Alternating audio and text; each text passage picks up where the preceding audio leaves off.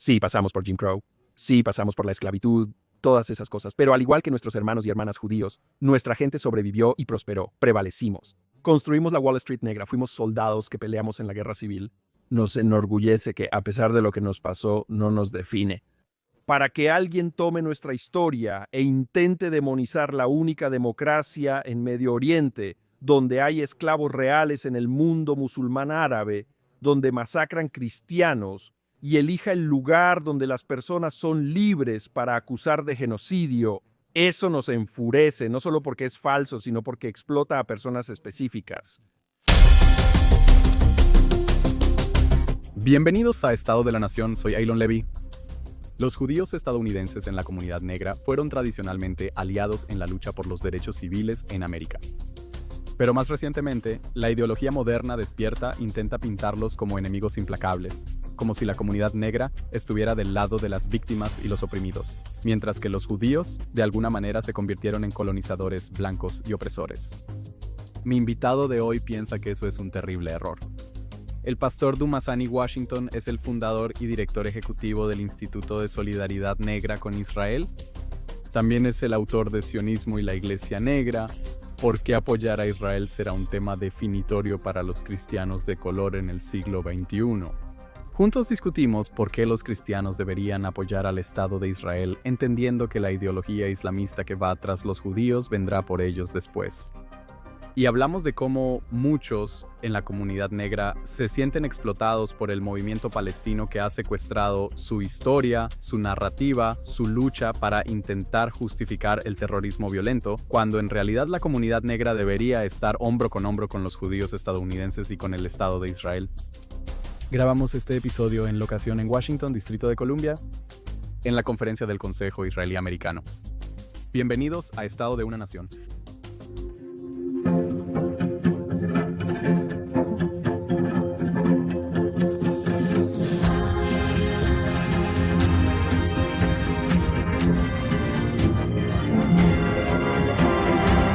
Pastor Washington, bienvenido a Estado de la Nación, gracias por recibirme. Estamos en Washington, Distrito de Columbia, para la Cumbre Nacional del Consejo Israelí-Americano. Gracias. Desde el 7 de octubre, muchos judíos se han sentido muy aislados y abandonados por comunidades que pensaban que eran sus aliados. Miraron a personas que pensaban que deberían ser naturalmente aliados, incluyendo la comunidad negra, incluyendo a los cristianos. Tengo el privilegio de hablar con un cristiano negro. Dime, desde el 7 de octubre, ¿cómo fue ese shock? Tu determinación de defender a la comunidad judía y a Israel se ha fortalecido. ¿Qué sucedió?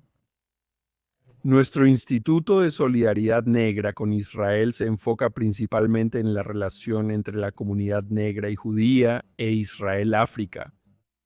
Y habíamos estado viendo la escalada del odio hacia los judíos y el antisemitismo en Occidente, particularmente en los Estados Unidos, en un aumento bastante pronunciado. Y tengo que conectar el 7 de octubre con mayo de 2021, la guerra de Gaza, en la que Hamas disparó alrededor de 4,000 cohetes, o la yihad islámica, creo que fue un porcentaje de esos cohetes los que impactaron en territorios palestinos. Menciono esto porque fue un cambio que vimos, que el antisemitismo literalmente en las calles de los Estados Unidos, Nueva York, Los Ángeles, de Chicago, judíos siendo acosados, tiendas siendo, ya sabes, bombardeadas, ese tipo de cosas. Esto sucedió de nuevo 3 años o más de 2 años antes del 7 de octubre. Así que llega el 7 de octubre. Después de mayo de 2021 habíamos dicho como personal que, dado el estado de la nación, los eventos, la retórica y los puntos de conversación de Hamas que habían impregnado los medios, los campus universitarios y otras áreas preocupantes, no estábamos tratando de predecir específicamente el 7 de octubre, sino advirtiendo sobre lo que podría suceder a continuación. Va a ser realmente malo. Por supuesto, el 7 de octubre fue un sábado. Para el lunes, martes de la siguiente semana, las universidades ya habían organizado y las protestas o apoyos de Hamas ya estaban sucediendo en lugares como California. Estaba muy claro que estas cosas ya estaban en marcha. ¡Boom! Ya sucedieron. Así que para nosotros fue tanto una pesadilla, obviamente, primero y principal para nuestros hermanos y hermanas israelíes y luego en las calles, lo que está sucediendo aquí, Sentimos que nuestro miedo era que eso sucedería con la próxima cosa que sucediera. Desafortunadamente, lo próximo fue el 7 de octubre, y el genio no ha vuelto a la botella. La escuela ha reanudado después del descanso. Y justo de entrada tienes a estos niños protestando que literalmente se están inscribiendo en la escuela. Y siendo protestados, ¿correcto? Encuentro familiar lo que estás diciendo porque sé que los judíos e israelíes han estado luchando contra esto. Sin embargo, estoy un poco confundido y me pregunto, ¿por qué esta es su batalla? Hay muchas respuestas a esa pregunta y déjame hacer esto en la misma línea de lo que estaba diciendo. Desde probablemente especialmente los años 60, ningún otro grupo ha sido más explotado cuando se trata de la demonización del Estado judío que el americano negro o la comunidad africana. De ahí la mentira del apartheid israelí. Sin embargo, el apartheid es real. Israel no es un estado de Jim Crow. Mi familia es peculiar, pero no como el sistema de Jim Crow. El sionismo de Israel es racismo. Todas estas cosas que básicamente se establecieron sobre todo con la desinformación del Comité de Seguridad del Estado. Aquellos que saben que la Organización para la Liberación de Palestina fue formada por el Comité de Seguridad del Estado en 1964, en 1969 Yasser Arafat se convirtió en presidente. Lo primero que hizo fue visitar la comunidad afroamericana. Se le ven fotos con Louis Farrakhan y Jesse Jackson, pero no porque le importara la comunidad negra. Ese no era su objetivo. Su punto era que si podía vender sus objetivos genocidas como un movimiento de justicia social funcionaría. Fue brillantemente diabólico porque casi 60 años después, mira dónde estamos. En nuestros campus, estos chicos no podrían ubicar Gaza en un mapa, pero abogan por una Palestina libre, sin comprender realmente la situación. No tienen idea de lo que Hamás hace a su propia gente, pero creen que están del lado correcto de la historia en gran parte debido a cómo se explotó a mi comunidad. Lo ven como un problema de justicia, como un problema de derechos civiles. Por eso, y para mí no solo es incorrecto lo que están diciendo sobre Israel, sé que está explotando a mi gente y tengo familia sudafricana. Quiero decir, tengo familia sudafricana que experimentó el apartheid, familia afroamericana que vivió las leyes de Jim Crow. Entonces, cuando escuchamos que Israel se compara con eso, sí nos hace moralmente Indignados. Es fascinante escuchar eso porque siempre supe que el antisemitismo implica un grado de proyección y que los países a menudo están viviendo sus propias neurosis sobre Israel cuando hablan de él. Es por eso que en Irlanda lo ven a través del prisma de la lucha entre católicos y protestantes y los británicos lo verán a través del prisma del imperialismo y los australianos lo verán a través del prisma del colonialismo porque en realidad están discutiendo sobre ellos mismos a través de Israel. Pero nunca lo había pensado desde la perspectiva de las víctimas que vienen y dicen, no, esta es nuestra lucha. Somos las víctimas del apartheid, somos las víctimas del racismo, somos las víctimas de Jim Crow. ¿Te sientes explotado por la forma en que la causa palestina ha secuestrado tu historia? Lo interesante es que Irlanda, ejemplo que usas, hay fotos de Nelson Mandela, hay fotos de él con kefia, ¿verdad? Porque eso también se exportó allí. Lo están usando, como dijiste, casi como una mascota, pero no tiene nada que ver. No hablaré de la isla, pero usarían el apartheid de esa forma. Entonces, sí, no sé si usaría la palabra. Bueno, sí, explotación es realmente la palabra. Pero no es tanto como para nuestra organización, por ejemplo, no son tanto las exclamaciones de una víctima en ese sentido, ¿verdad? Como nuestros hermanos y hermanas judíos. Cuando trabajaba formalmente en Cristianos Unidos por Israel, tuve el privilegio de participar en el proyecto Mizrahi, que contaba la historia de los 850,000 refugiados judíos de África del Norte y Medio Oriente. Uno de los temas de la entrevista fue cómo judíos de primera y segunda generación de Libia, Irak y otras partes del mundo árabe fueron expulsados y terminaron yéndose. Y la historia no fue una de victimización. Sí se fueron sin un centavo, sus tierras fueron tomadas, sus negocios fueron tomados. Como ya sabes, la mayoría de esos judíos fueron a Israel y lo construyeron. Algunos de ellos llegaron a otras partes del oeste, Estados Unidos y Reino Unido, y siguieron con sus vidas. Lo suyo no era que no se sentaran allí en lo que realmente les había sucedido al ser víctimas de esto. ¿Qué nos pasó y qué les pasó a ellos a pesar de lo horrible que fue? Y fue un avanzar. Así es como vemos el paralelismo. Sí, pasamos por Jim Crow, sí, pasamos por la esclavitud, todas esas cosas. Al igual que los judíos, nuestra gente sobrevivió, prosperó y prevaleció. Construimos la Wall Street negra. Fuimos soldados negros en la guerra civil. Nos enorgullece lo que nos pasó, pero no nos define. Para que alguien luego vuelva y tome nuestra historia y luego intente demonizar la única democracia en el Medio Oriente donde Hay esclavos reales en todo el lugar dentro del mundo árabe musulmán, donde los cristianos están siendo masacrados en esa misma región, y elija la única razón donde la gente es libre y luego demonice eso como el que está cometiendo genocidio. Nos enfada mucho no solo porque es falso, sino porque explota a personas específicas. Por eso las Naciones Unidas, que ayer mismo demonizaron nuevamente la presencia judía en Judea y Samaria, ¿qué han dicho sobre los 60.000 a 70.000 cristianos masacrados en Nigeria en los últimos 20 años? ¿Qué han dicho sobre casi 1 millón de esclavos en Libia? Nada, pasarán la mayor parte de su tiempo demonizando a Israel. Es malo. Pero, ¿qué sucede con los cristianos en Irán y los musulmanes uigures en China? Casi no prestan atención a eso, lo que también alimenta más el genocidio. Como líder de un régimen despótico que comete atrocidades contra su pueblo, es ventajoso no ser criticado y poder acumular críticas hacia Israel. Esto permite no solo evitar la atención negativa, sino también la oportunidad de criticar a Israel y a los judíos. Esto ha estado sucediendo por décadas. Y el 7 de octubre fue solo un punto de inflexión en eso. Me intriga cómo hiciste esa conexión justo ahora entre la historia negra y la historia judía, donde, ya sabes, por supuesto, los afroamericanos tomaron mucha inspiración de la historia de Moisés y la liberación y la tierra prometida, pero específicamente esa negativa a ser una víctima, sí, porque a veces parece que vivimos en un mundo ahora donde ser una víctima que reclama el estatus de víctima te da la máxima autoridad moral. Y la tragedia de los israelíes es que se niegan a ser víctimas. Y digo, no, logramos dejar de ser víctimas.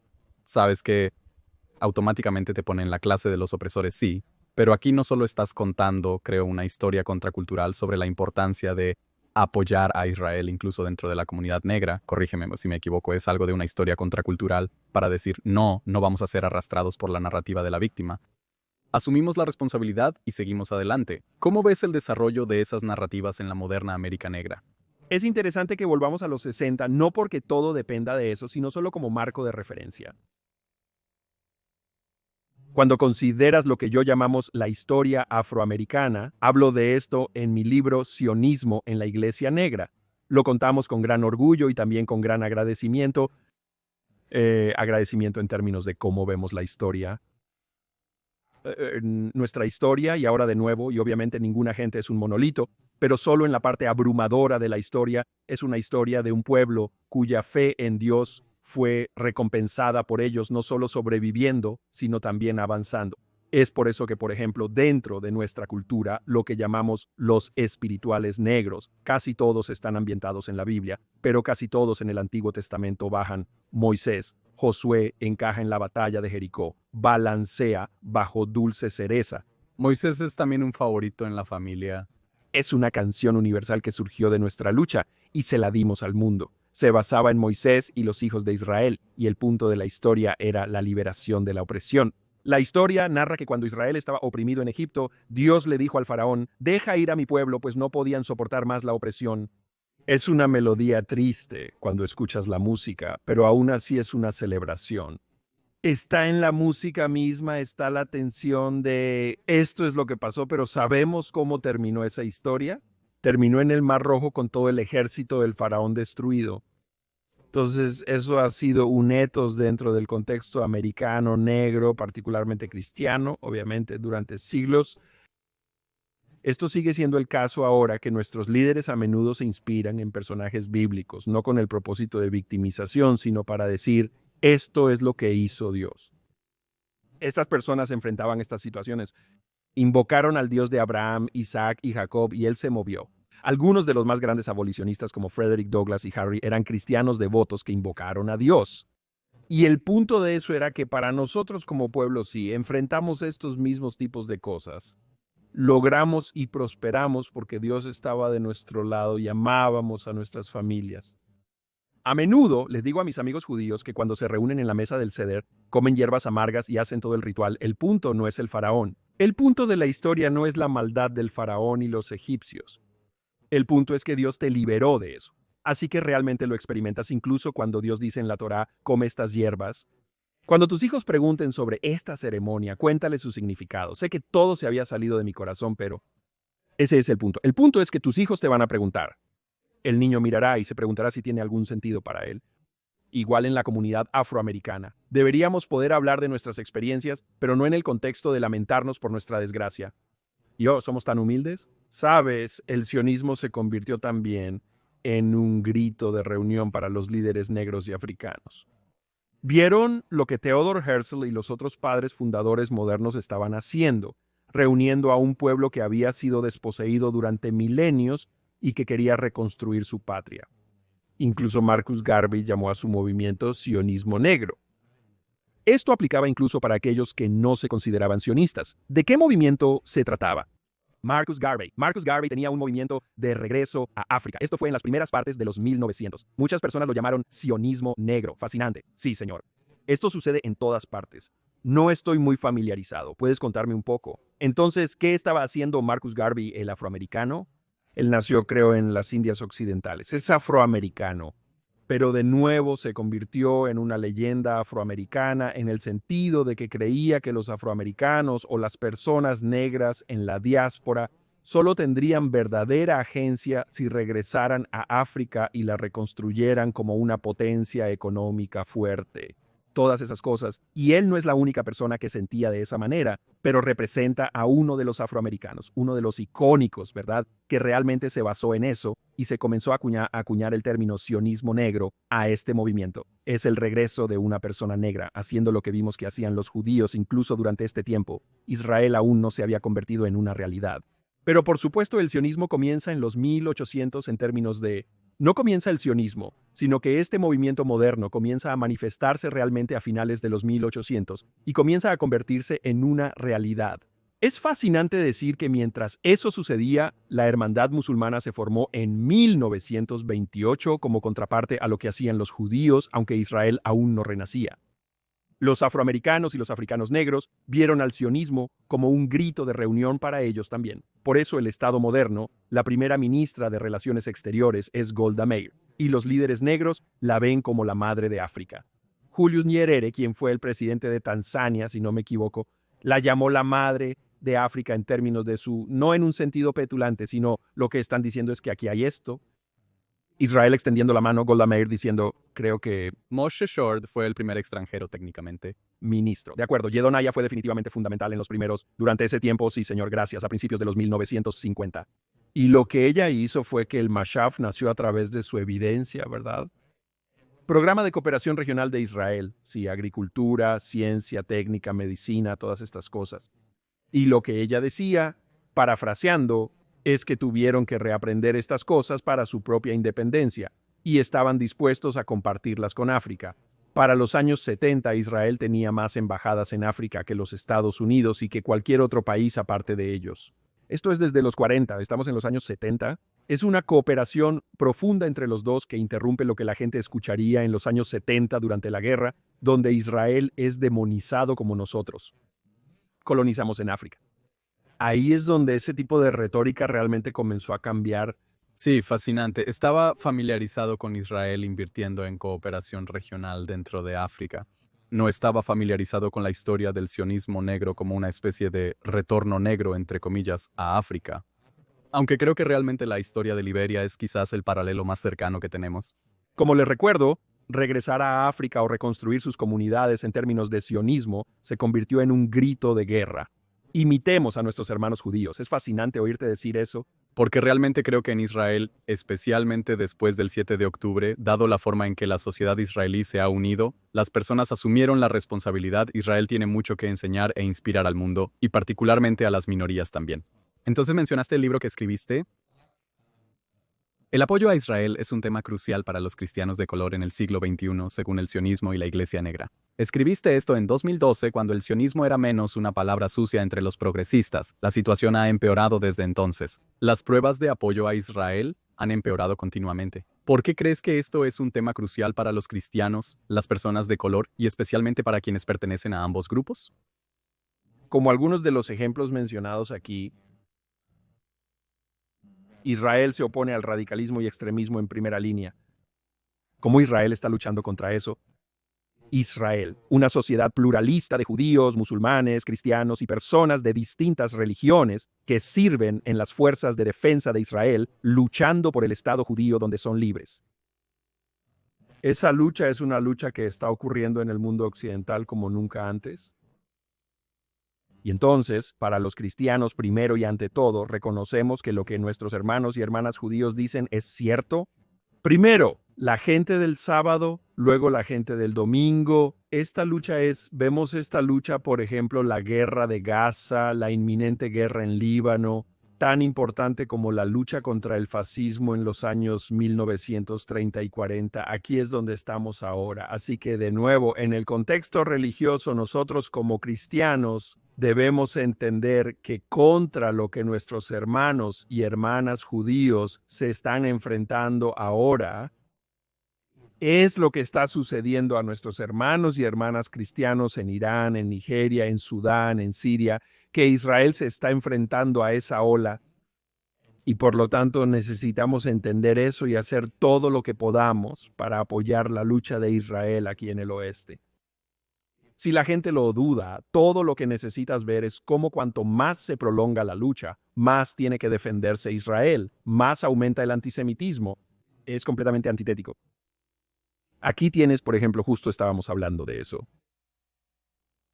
Hace unas semanas, Hezbollah lanza misiles en la parte norte de Israel y mata a niños que jugaban al fútbol. El creciente antisemitismo en Occidente es totalmente irracional y es completamente peligroso porque todas las excusas que se hacen para que estas personas odiosas maten a los judíos, o por supuesto, la mayoría de esos jóvenes eran judíos, pero aún así lo ven como Israel. Esta ola está capturando a Occidente porque en las calles de nuestras ciudades, en Nueva York, en un par de días, habrá una gran manifestación a favor de Hamás en nuestros campus universitarios después del 7 de octubre. De nuevo, manifestaciones a favor de Hamás, no por la paz, no por el cese de la guerra, sino por Hamás. Vemos esto como algo que está envolviendo a nuestra sociedad como occidentales. Y si alguien se pregunta a dónde va a ir, pregunte a nuestros amigos cristianos en lugares como Irán, pregunte a nuestros amigos cristianos en lugares como Sudán. Y de nuevo, diría esto para cualquiera de aquellos que son escépticos. Ellos tampoco lo pensaban así. Tenía amigos cristianos nigerianos que veían a Boko Haram como ciertas cosas, quizás como excepciones hace 15 años. Ahora se arrepienten de eso porque gran parte de Nigeria está en llamas. Esto es lo que está sucediendo aquí, que si nosotros como occidentales, y el libro no trata mucho sobre el terrorismo, habla sobre Irán hasta cierto punto, pero siendo el tema definitorio, eso es una de las cosas a las que señalaría. Que si valoramos la libertad religiosa aquí, si valoramos la capacidad de, incluso si puedo ser algo político, los derechos de la primera enmienda para hablar realmente, es lo mismo que sucede en esas naciones en las que las personas están siendo asesinadas. Por ejemplo, cristianos y otras minorías religiosas están siendo asesinados en algunas de estas regiones. También están matando a musulmanes y a menudo cuando los matan por levantarse. Ahora soy musulmán, me estoy levantando contra lo que te está pasando, también van a matarme. Esto realmente estaba sucediendo, correcto. Entonces, no hay libertad de expresión, no hay, oye, esto está mal. No deberíamos estar matando a nuestros hermanos y hermanas cristianos, eso es lo que ocurre aquí. La violencia que vemos en nuestras calles dirigida a los judíos por tener la audacia de defenderse es una violencia religiosa. Advierto constantemente a los cristianos que eso también nos afectará. No se limitará a las sinagogas y tiendas judías, que son el inicio. Se desplazará a las iglesias y a los negocios propiedad de cristianos, y a los cristianos en general también, porque esa es la naturaleza de ese tipo de odio. Usted argumenta que las personas deberían apoyar a Israel, particularmente las personas negras, particularmente los cristianos, porque Israel está luchando en las líneas de frente de la libertad, porque los israelíes están defendiendo una sociedad pluralista donde disfrutan de la libertad, porque están luchando contra los mismos enemigos que con gusto exportarían esa violencia a los Estados Unidos y a otras minorías y a los cristianos en toda África. Y sin embargo, esa no es la narrativa que creo que es dominante dentro de los círculos negros. Tuvimos esto en este podcast, el congresista Richie Torres, quien habló sobre cómo la ideología de la interseccionalidad en las universidades modernas ha significado que es imposible ser progresista y pro-Israel al mismo tiempo. Si eres pro-gay, pro-inmigración, pro-negro, entonces ser anti-Israel es simplemente parte de ese paquete. Y me pregunto cómo crees que surgió esa conexión entre ser pro-negro y anti-Israel. ¿Y cómo comienzas a desenredar eso, este argumento de que, mira, tienes que apoyar a los judíos porque ellos están enfrentándose a las personas que también vendrán por ti? ¿Qué tan receptivas son las personas a eso? Bueno, una de las distorsiones que ocurrieron durante un periodo de tiempo, las últimas 5 o 6 décadas, en la discusión sobre los derechos civiles, la defensa de los derechos civiles, ha sido que, de alguna manera, la moralidad, la virtud, estar del lado correcto de la historia, se define por cosas como el color, el estatus socioeconómico similar y no por los problemas reales en el terreno, ¿verdad? Ser pro negro o pro afroamericano o por mi comunidad, por ejemplo, se supone que debe tener un orgullo en sí mismo en términos del legado que no se supone que sea antijudío, antiblanco, antihispano. Pero lo que hemos visto es la redefinición, particularmente en nuestros espacios universitarios, es que todo lo blanco es malo, ¿verdad? Entonces no eres blanco, pero te definen como tal simplemente por tu pigmentación, no por tu etnia, no por tu identidad real. Esa es la dualidad que se introdujo en muchos niveles diferentes, pero esa es una respuesta más amplia a tu pregunta. Correcto, porque en lugar de dividir el mundo en personas buenas y malas o causas buenas y malas, eres o bien una víctima o un victimario. Y si estás oprimido, entonces todos están en la misma táctica. Sí.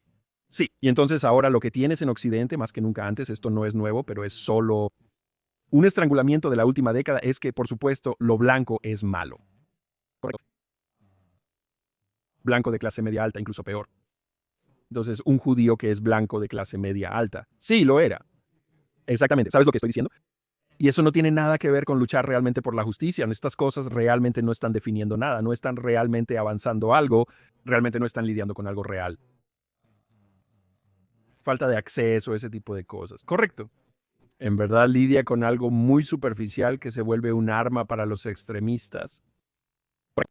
Entonces, una vez que he definido el mundo de esa manera, un judío, especialmente un judío de piel más clara, se convierte en la cima de esa cadena alimenticia del mal, si quieres. Ahora que he redefinido todo. Y luego Israel, por extensión, Israel es un colono blanco. Todos hemos escuchado esos términos antes. Son falsos, pero se asocian con Israel debido a los judíos. Así que no es Israel luchando contra Hamas en una guerra existencial, que es Hamas, que es un proxy de Irán, que en realidad está orquestando todo esto. Son judíos blancos luchando contra árabes de color, musulmanes y otros, y simplemente están colonizando a sus imperialistas. Esa ha sido la narrativa, especialmente cuando Yasser Arafat llevó a la Organización para la Liberación de Palestina a su hogar. ¿Cómo comenzamos a desentrañar esa afirmación tan claramente falsa? No solo porque incluso los judíos blancos, entre comillas, son aquellos que fueron expulsados de Europa porque se les veía como subhumanos, y porque la mitad de los israelíes, incluyéndome a mí, descendemos de judíos que se vieron obligados a huir de África del Norte y el mundo árabe. Sí, pero también porque teníamos decenas de miles de judíos etíopes. Teníamos un miembro de la comunidad Mehareta Barakron también en el programa, y ella dijo, ¿nosotros fuimos los sionistas originales? Intentábamos llegar a Jerusalén a pie siglos antes que Husserl. Nosotros tuvimos esta idea primero.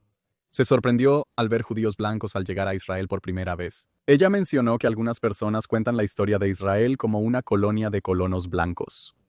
Ahora, no lo uses como excusa, pero es una excusa que la borra de la historia.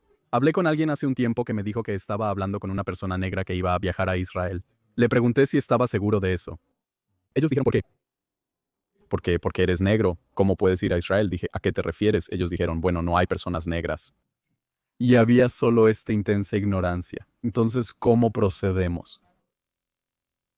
Desengañando a las personas de esas ilusiones y mostrándoles que Israel es, a pesar de todos sus problemas, una sociedad pluralista, multicultural, multiétnica, que no es este estado colonialista blanco de sus imaginaciones febriles. A menudo le digo a la gente que debemos tener conversaciones honestas y directas. Tenemos que estar dispuestos a abordar cosas que, aunque puedan parecer algo controvertidas, tenemos que desempaquetarlas. Entonces, por ejemplo, si ya me han vendido la demonización de cualquier cosa por el Dr. King, Voy a citarlo, 1968. Algunos están obsesionados con el color, hablan de una mística del color y creen que cualquier cosa sin color está condenada. Eso es 1968. Así que está teniendo la misma conversación con rabinos. ¿De qué están hablando? Están hablando de la demonización de Israel como un colonizador blanco. Nada de esto es nuevo, ¿verdad? Y habló de ello no solo en el contexto de Israel. Está diciendo que, primero que nada, negro, blanco, marrón, tenemos que alejarnos de demonizar a las personas por su color, por su religión. Sabes que eso es lo primero, porque si esa persona trae ese prejuicio a la mesa, no vas a poder tener una conversación con ellos sobre Israel, ¿verdad? Ya has perdido la pelea. Si ya ven que esto es malo, juzgar basado en cosas superficiales como el color de piel, incluso cuando en Israel hay judíos de todos los tonos, negro, blanco, marrón, quiero decir, son de todos los blancos. Ni siquiera van a escuchar eso si ya han sido suficientemente engañados para pensar que Israel es una extensión de los Estados Unidos. Es una extensión de algún tipo de imperialismo occidental. Digo Estados Unidos no porque sea malvado, solo digo que lo ven como una extensión si ya han sido engañados, si ya han creído. Te daré un ejemplo o uno controvertido. Una de las razones por las que Black Lives Matter ganó tracción de la manera en que estaba demonizando a Israel, aunque eso no era lo que se suponía que estaba pasando, fue porque ya había saltado inmediatamente a la narrativa, estas múltiples narrativas que eran falsas. Número uno, los blancos son malvados. Falso. Toda la aplicación de la ley es malvada. Falso. Verás que eso va a desencadenar a la gente. Oh, no, toda la aplicación de la ley, ese no es el caso. El punto no se suponía que fuera desfinanciar a la policía, que es lo que comenzaron a hacer, lo cual el 81% de los afroamericanos estaban totalmente en contra. Se hizo una encuesta real por Gallup y ellos encuestaron y te dije que podrías haber ahorrado dinero. Yo mismo podría haberte dicho eso. Eso no es para policías racistas, pero desfinanciar a la policía de un lugar como el este de Los Ángeles, el sur de Chicago, ¿estás loco? Eso es desfinanciar a la policía. Es lo que decían las personas que vivían en vecindarios muy seguros, que no les importaba lo que eso realmente significaría. ¿Por qué menciono algo así? Una vez que vendiste algo absurdo como eso, ¿no les dijiste que la razón por la que la policía es, entre comillas, racista es porque Israel ayuda a entrenar a la policía? Exactamente, hay una conexión. Así que para cuando quieras desenredar la conexión con Israel, deberías haber comenzado mucho más allá con esta otra declaración falsa sobre lo que era la aplicación de la ley. ¿Quieres arreglar malas situaciones con la aplicación de la ley? ¿O simplemente tienes esta idea de simplemente en este tipo de visión anarquista destruir estructuras necesarias para personas que las requieren? Este es el caso. Entonces, una vez que Black Lives Matter se unió a Jewish Voice for Peace e impulsó toda esta narrativa de desfinanciar a la policía, lo que vimos suceder durante los años siguientes fue un aumento múltiple de homicidios en algunas de las comunidades más vulnerables. ¿Qué tiene que ver todo esto con Israel y toda la narrativa? Si vas a desacreditar cosas como que Israel es un ocupante colonialista blanco, realmente tienes que desacreditar la premisa de dónde vienes. Ya has expresado la idea de que todos los policías son racistas. ¿Cuál es el verdadero punto de tu discusión? Las personas blancas son racistas y América es racista en el oeste. Si ya has vendido eso, no vas a tener éxito en absoluto cuando intentes defender a Israel. He visto a personas intentar hacerlo, he visto a algunos de mis amigos defensores de Israel en la izquierda demonizar todo lo occidental y luego intentar defender a Israel. Buena suerte con eso. Buena suerte intentando hacer eso. Quiero decir, es perturbador lo que me estás contando porque sabemos que la razón por la que el movimiento anti-Israel ha tenido tanto éxito es que cuenta una historia sobre Israel que encaja en una historia más amplia que la gente ya está contando.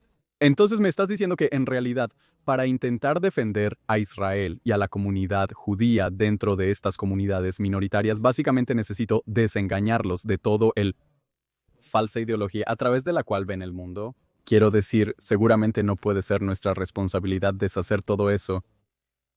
Blanco. Ideología progresista. Sí y no. Estoy diciendo sí y no. Lo que estoy diciendo es que tienes toda la razón. Esa es una tarea y compromiso enormes que tomarían varios semestres universitarios. Lo que estoy diciendo, sin embargo, es que si aceptas la premisa que ellos traen a la mesa de lo malo que es todo lo blanco y occidental, ya has perdido. Eso es lo que estoy diciendo. Entonces vas a tener que, te daré otro ejemplo político. Hace varios años, y ha sido así, soy de California. La inmigración ha sido un problema durante décadas en América, siendo utilizada como un balón de fútbol político por mucho tiempo. Nada de esto es nuevo. Legal, ilegal, ese tipo de cosas. Crecí con múltiples amigos de diversas etnias, principalmente mexicanos, pero también algunos salvadoreños. Siempre me resultó interesante que cuando se producía el acalorado debate sobre la inmigración, los más vehementemente en contra de la inmigración ilegal eran, adivina quiénes, mis amigos mexicanos. ¿Por qué? Porque ellos, ya fueran inmigrantes de primera o segunda generación o si habían estado allí durante 4 generaciones, no apreciaban que se asumiera que eran inmigrantes ilegales solo porque eran mexicanos, se enfadaban mucho contigo, también entienden que para ellos amaban a América y sentían que su familia mexicana en toda América Latina y cuando realmente emigraron lo hicieron. Es un proceso muy largo y difícil. ¿Por qué menciono eso? Tenía amigos personales israelíes, no israelíes, que estaban entonces a la izquierda argumentando que cualquier discusión sobre inmigración y seguridad fronteriza era racista y xenófoba, y luego hablarían sobre su frontera con Gaza y cómo tenían que asegurarla, y yo diría, dijiste que la información es diferente para mí, Sony. No tienen terroristas cruzando, pero soy de California y Hezbollah ha estado en América Latina por más de 20 años. Eso es lo primero. Tenemos seguridad, lo cual no es justo. Para ellos, un estadounidense hablando de seguridad fronteriza era racista y xenófobo, pero cuando los israelíes lo hacían, era sentido común. Perderás ese argumento siempre. Así que los que odian a Israel dijeron que cuando proteges Gaza, eres racista. ¿Por qué no los dejas? Tú proteges la frontera del muro del apartheid, ves cómo funciona eso.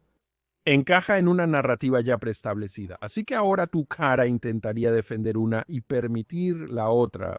Sin embargo, me intriga el argumento, el punto que acabas de hacer, que mientras Black Lives Matter estaba hablando de desfinanciar a la policía, sí, la gran mayoría de la calle negra no estaba de acuerdo.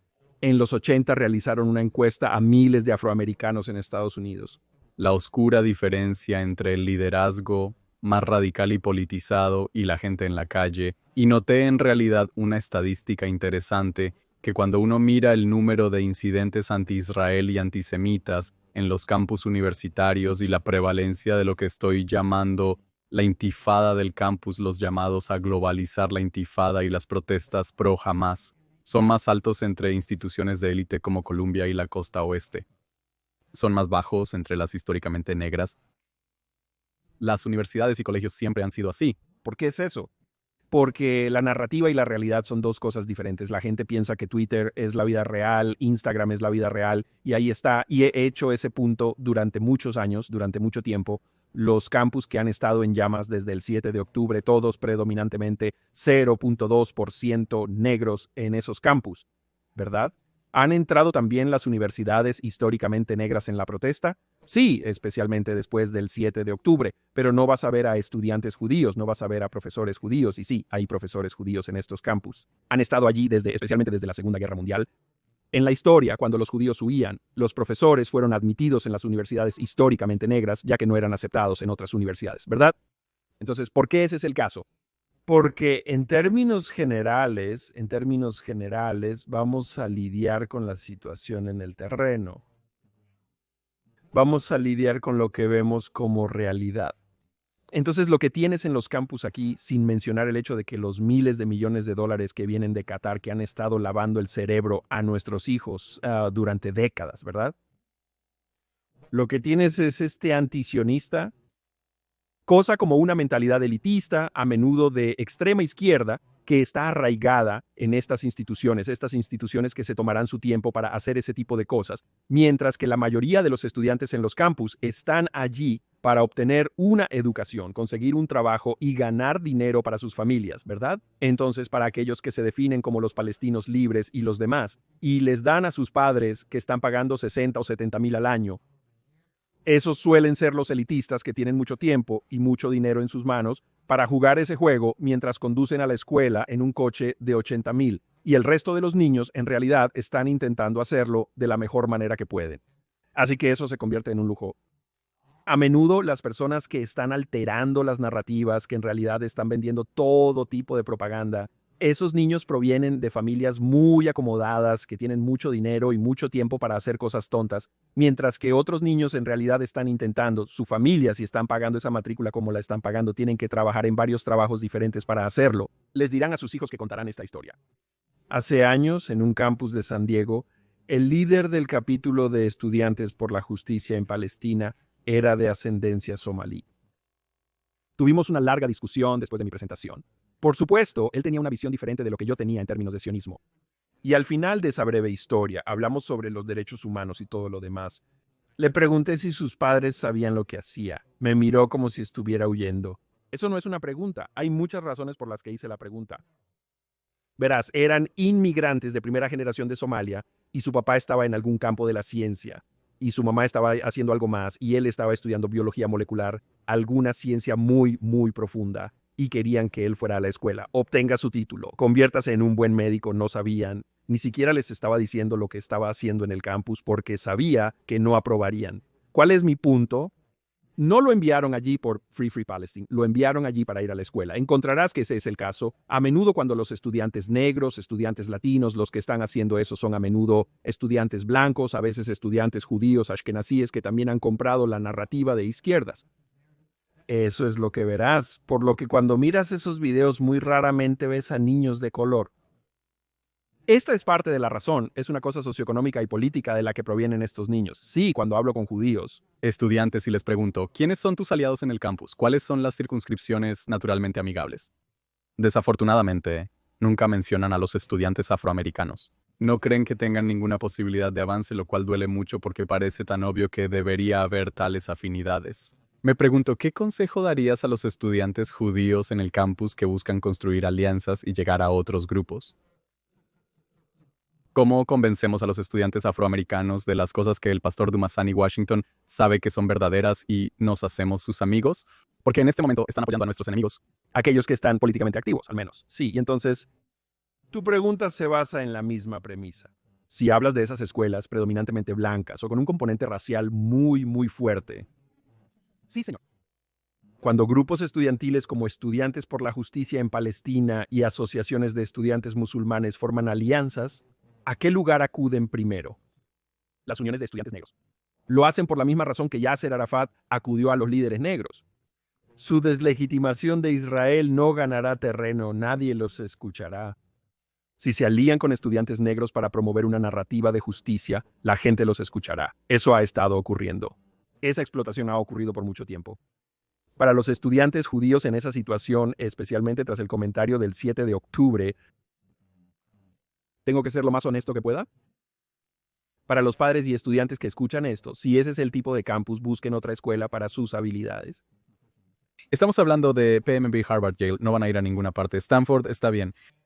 ¿Cómo construimos alianzas con los estudiantes negros? Para aquellos que persisten en ir a esas escuelas de todos modos y dar ese tipo de matrícula a estas escuelas que en realidad están adoctrinando a los niños, sabes, en primer lugar, no estoy de acuerdo, pero si van a hacer eso, entonces lo que diría es que tienen que ser capaces de construir alianzas, si vamos a usar ese término, con personas que estén dispuestas a tener esas conversaciones. Ese es el desafío. Puedo tener la conversación como mencionamos antes. Podemos discutir incluso cosas difíciles de una manera en que ambos podamos compartir, escuchar y entendernos mutuamente. Digo esto a los estudiantes como una de las razones por las que no hacemos muchos eventos en campus universitarios ahora. No lo hemos hecho recientemente, no porque no sea importante, sino porque vemos que el sistema está manipulado. Reconocemos que la demonización de Israel que está ocurriendo no comienza con SAP, está comenzando con el profesorado. Entonces, para nosotros diríamos a esos estudiantes, si puedes, en la medida de lo posible, construir alianzas y conversaciones con personas, ya sean de los estudiantes negros, con estudiantes africanos que están allí, tener esas conversaciones para que puedas ser escuchado, para que todos puedan escucharse, ¿verdad? Si estás hablando con alguien que no te está escuchando, que está desestimando todo lo que dices, por desalentador que pueda sonar, estás desperdiciando tu tiempo. El diálogo comienza con conversaciones con personas dispuestas a escuchar. Sin embargo, en los campus vemos una dinámica de intimidación. Estudiantes judíos dicen que es malintencionado, que la gente no quiere ser vista con ellos. Algunos estudiantes judíos estaban en conversación con palestinos que de repente se negaron a hablar con ellos por temor a lo que dirían otros radicales. Entonces, ¿cómo sabes, parte de transmitir esta narrativa es dar a otras personas el valor para enfrentarse a los acosadores e involucrarse en esa conversación? ¿Qué consejo le das a los estudiantes judíos de primer año en Harvard o Columbia que quieren entablar amistad con los estudiantes afroamericanos? No es mucho pedir, sí. Entonces, de nuevo, ya sean estadounidenses, negros u otros que se sientan así, que los están evitando, su tarea, me duele decir esto de nuevo, sigue siendo la misma. En otras palabras, si están intentando o han intentado tener un diálogo, simplemente sentémonos, simplemente hablemos, y nadie está dispuesto a hacer eso con ellos. Por eso dije antes, de nuevo, como padre, no diría que mis hijos están en la escuela, pero están en la escuela, ¿verdad? Entonces, en ese punto, tienen que formar sus propios. Aquí es donde obtienes, obviamente, los grupos judíos que se unen. No te queda otra opción. Alguien siempre estaba dispuesto a escuchar, incluso si es un número pequeño.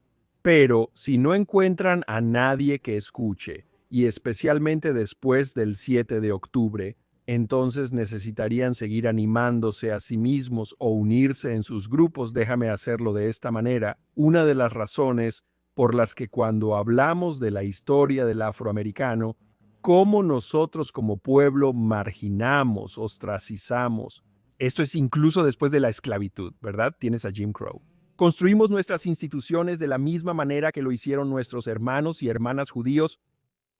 Debido al racismo y la discriminación surgió el Wall Street negro. Ahí es donde obtuviste estos edificios reales. Así que tuvimos que hacerlo, ocurrió este aislamiento. Para esos estudiantes ahora, y solo puedo imaginar el ambiente en los campus, incluso ahora, un año después del 7 de octubre, sus comunidades insulares como una fuente de fortaleza para que luego puedan involucrar a otras personas. Lo realmente desafortunado acerca de este tiempo en el que estamos ahora en nuestros campus es que muchas personas mucho más inteligentes que yo y durante mucho más tiempo que yo han estado advirtiendo que esto es a donde hemos estado llegando. Quiero decir, mi querido amigo Charles Jacobs, quien ha estado en este espacio de Israel y luego en el espacio contra la esclavitud durante literalmente décadas, recibió un premio de Coretta Scott King, la esposa del Dr. King. Él y su equipo produjeron un documental literalmente hace 20 años, en el 2004, llamado Columbia Unbecoming, en el que sonaron una alarma en forma de documental sobre la demonización de los estudiantes judíos.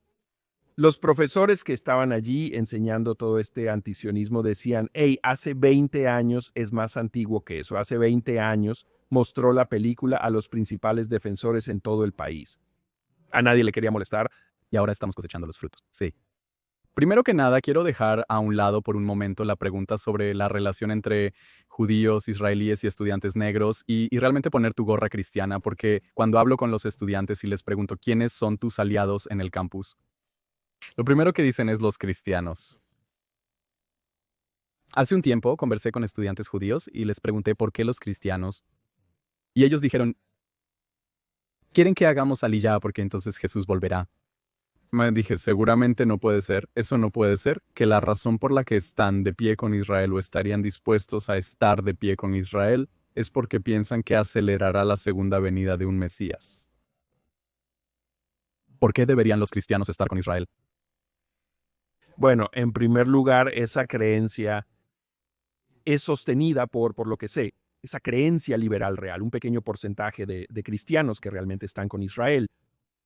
Especialmente en esta opinión minoritaria, sí, el sionismo cristiano, que especialmente en las últimas décadas ha nacido cada vez más de una comprensión, en primer lugar, bíblicamente, que el pacto de Dios con el pueblo judío es el pacto de Dios con el pueblo judío. No hay teología de reemplazo, no hay la iglesia, entró en existencia y ahora los judíos ya no son eso es la base de ello, en primer lugar y ante todo bíblicamente, pero también la otra parte de la que estaba hablando sobre la comprensión de la lucha de Israel contra el extremismo.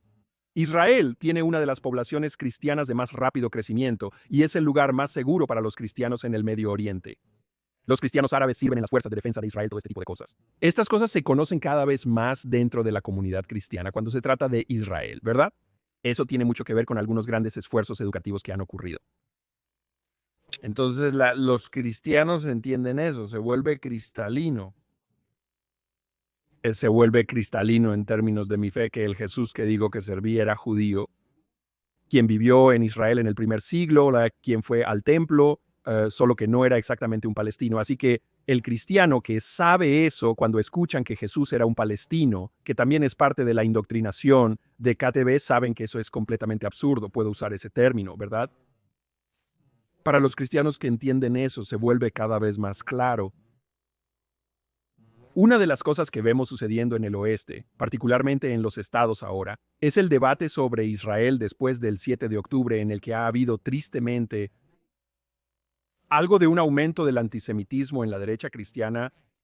Los Tucker Carlson, los Candace Owens, están usando antiguos tropos antisemitas, pero por alguna razón, muchas razones, puedo decirte que una de esas es la ignorancia umbilical.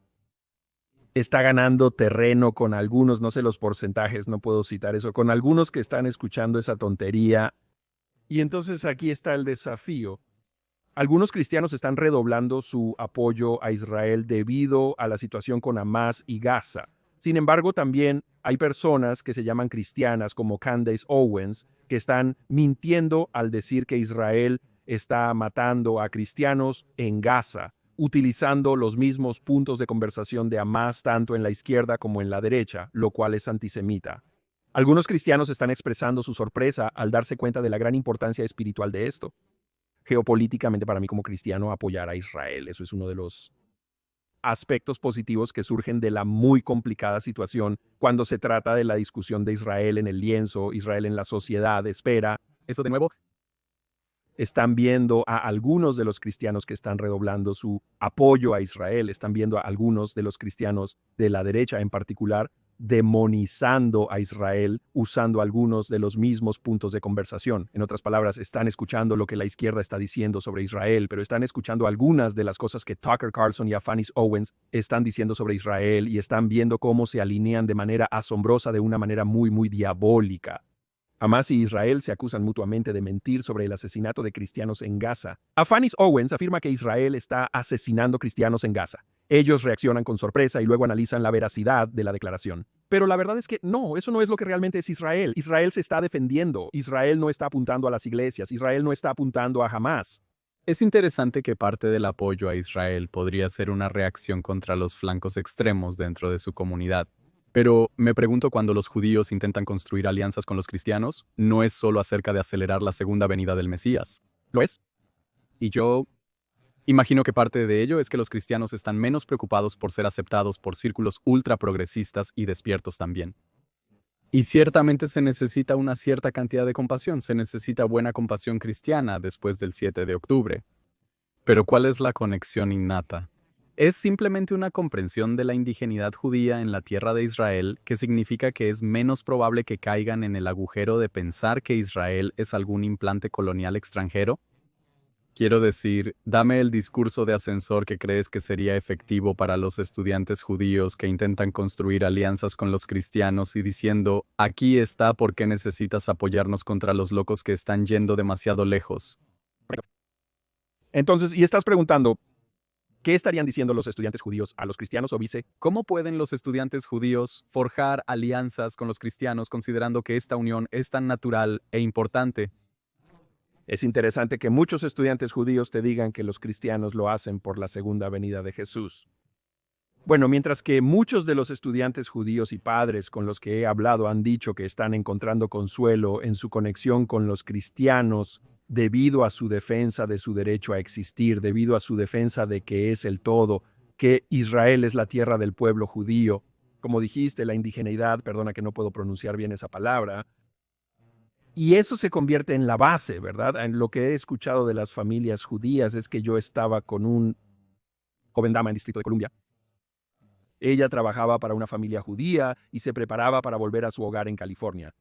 Ella le dice al pastor Dumisani que al regresar inscribirá a sus hijos en una escuela cristiana. He escuchado esto mucho en los últimos años porque he llegado a ver a los cristianos como tales amigos míos que preferiría que estuvieran allí en lugar de estar en algunas de estas otras instituciones en las que van a ser derribados o antisionismo. Así que eso es lo que he escuchado. Así que he escuchado a personas judías decirme no tiene nada que ver con esto. La segunda venida de Jesús, todos los judíos siendo reunidos. Eso se vuelve cada vez más una excepción. He visto estas conexiones. Obviamente, como cristiano, al hablar con mis amigos judíos estamos viendo que hay más cercanía debido a estos valores compartidos. Odio usar ese término. Se usa tanto, pero es cierto. Libertad religiosa. Israel es el hogar de la nación judía. ¿Ves esto cada vez más reflejado en los cristianos que lo entienden y se han afirmado aún más desde el 7 de octubre? Pastor Dumasani Washington, una conversación fascinante sobre la conexión entre Israel y la comunidad judía y la comunidad negra, particularmente en los Estados Unidos, con cristianos también. Muchas gracias por su apoyo y su adecuación y por filmar este episodio de Estado de una Nación con nosotros en Washington, D.C. Muchas gracias, y eso nos lleva al final del episodio de hoy de Estado de una Nación con el pastor Dumasani Washington, filmado aquí en el lugar en Washington, D.C., en la Cumbre Nacional de la Coalición Israelí-Americana, como siempre. Si disfrutan de estos podcasts, suscríbete y dale me gusta en Apple Podcasts, Spotify, YouTube o donde escuches tus podcasts. Dale me gusta, reseña y compártelo con un amigo que creas que disfrutará y aprenderá más allá de los titulares y entre líneas. Soy Elon Levy, gracias por acompañarnos.